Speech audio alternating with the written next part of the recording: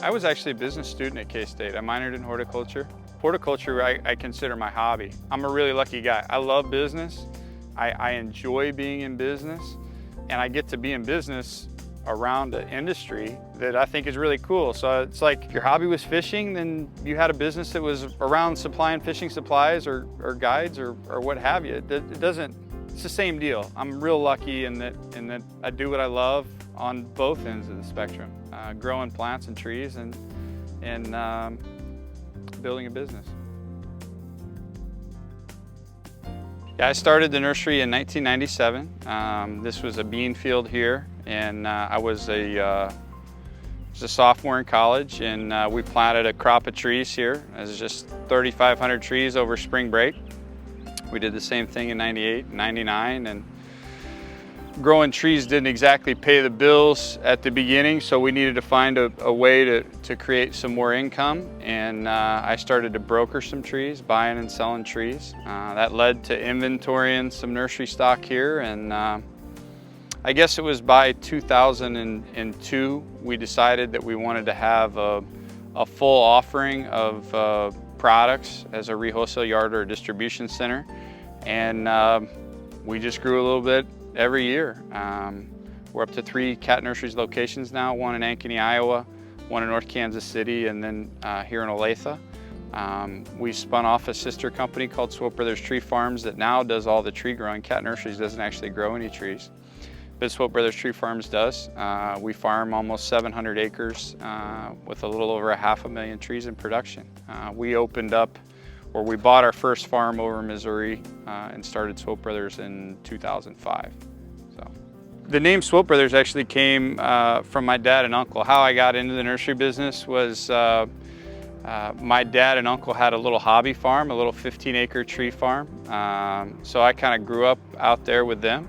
They sold the business in 1986, and as a 9-year-old kid, I decided that, boy, I wanted to rebuild the family business, and that's how we got the name.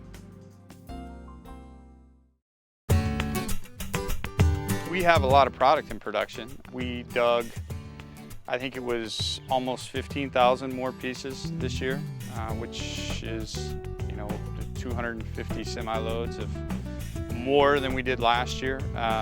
The biggest challenge for us preparing for it is building the infrastructure behind the product, as far as how we're going to be able to not just harvest a product, but handle the customer service, manage the movements, the coordination, give the customer what they need, which is the product that they desire in a viable state delivered to them when they need it, which is really challenging. At Schwope Brothers, we're spread out on 17 or 18 different locations, different farms or fields that we grow in. So coordinating the logistics is pretty challenging. So that's what the shortage means to me. It's one thing to have the product, which we're proud that we're able to figure out a way to continue to invest in new crop when it was hard to.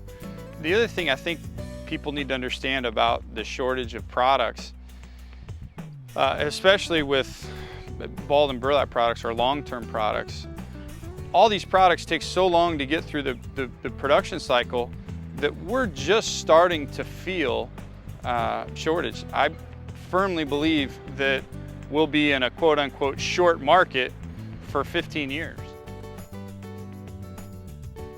I think there's an enormous amount of opportunity for younger folks coming into this industry, mainly because of the demographics and where we're at as an industry. These economic forces are, it's proven law. Price of our products has to go up. The price that we pay people has to go up. But you got to be humble when you start and walk through the door someplace and learn, because there's so much to learn about this industry. If you like outside, you like learning, you like working hard, you like plants, man, just walk in the door of a nursery and say, I want to work. And odds are they'll hire you. Almost anybody will give you a shot. But walking in the door thinking you're going to make a whole bunch of money straight out of the gate, it's not there. But it's there in the long run for sure. What I enjoy most is walking through the crop. You know, there's just nothing better than as the sun's setting to walk through a good crop. There's almost nothing worse than to walk through a bad crop, but but walking through a good crop makes me smile. That makes me smile. To me, the best way to market our industry is to educate the people within our industry.